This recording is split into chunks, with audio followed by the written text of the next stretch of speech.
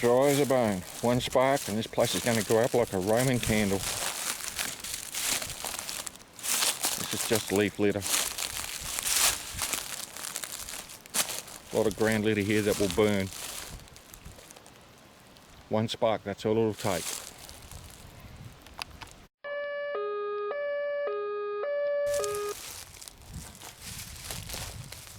Hello viewers. A few days ago I made an inquiry to our state Rural Fire Emergency Services organisation, reference the use of certain fuels in total fire bans.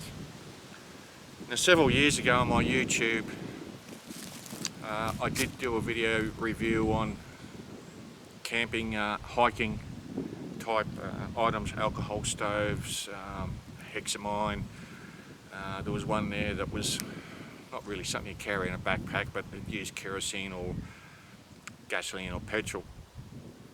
That was quite a long time ago.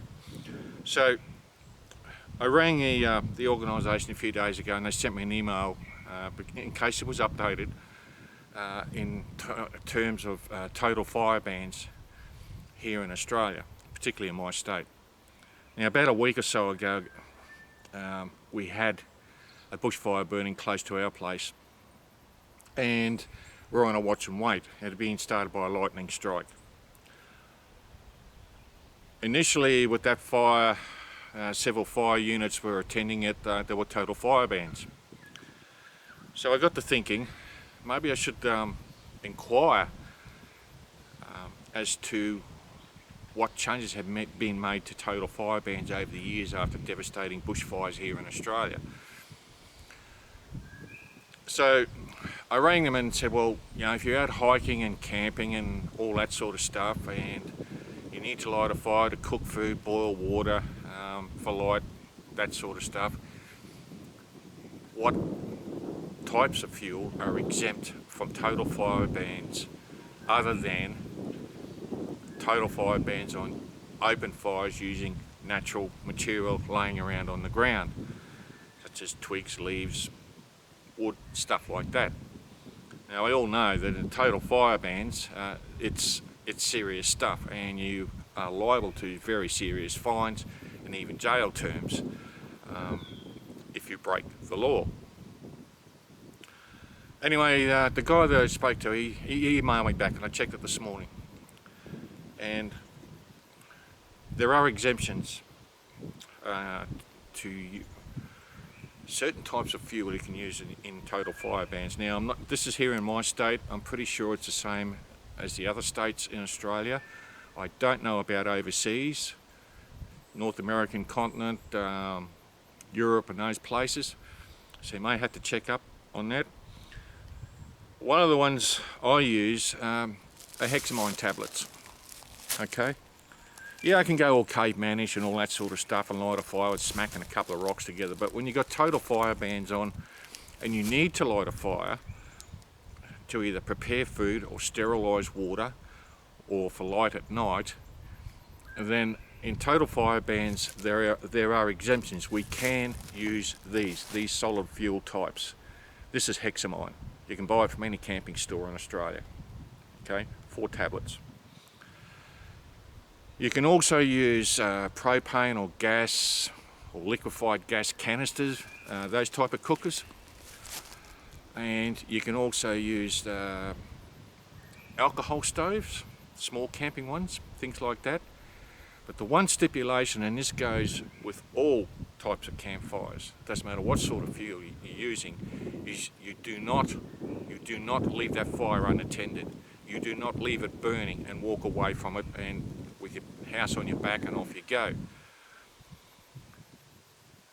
It's one of those things, particularly in the Australian bush, and I do know overseas, pine forests, those sort of places, a fire can get away very quickly if it breaks out of its containment, and that's one of the stipulations with total fire bans, that using this sort of stuff or other artificial types of fuel, that it has to be well contained. So that's an alternative fuel I carry in my fire kit inside my vehicle and also my backpack, hiking around different areas. Now, there are days when I look around and it comes down to awareness. There might be a lot of litter on the ground. You say there's a bit of a breeze blowing now, and I say, no, I'm not going to light an open fire out of sticks and twigs and all that sort of stuff on the ground. It's too risky, too risky.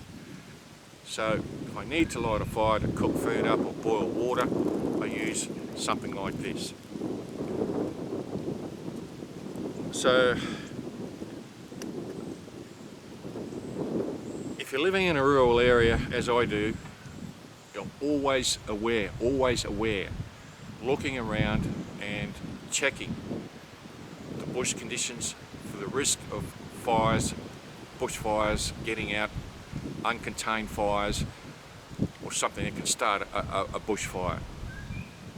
We're always looking and smelling and sniffing for smoke in case someone's burning stuff off.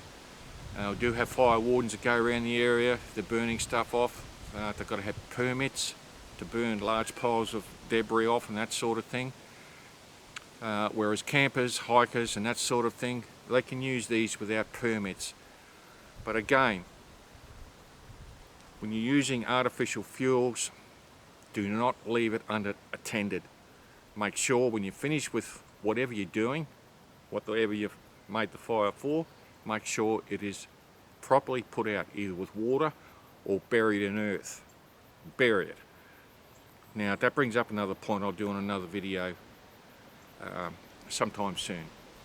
So that's the situation with total fire bans in the Australian bush with hikers and campers and so on. I don't know if I can put a link in for the copy of the video because it's got a personal address on it from that particular organisation. I'll see what I can do. Alright viewers, thanks for watching. Fire, bad master, good slave. Be safe, be vigilant. Take care. Thank you.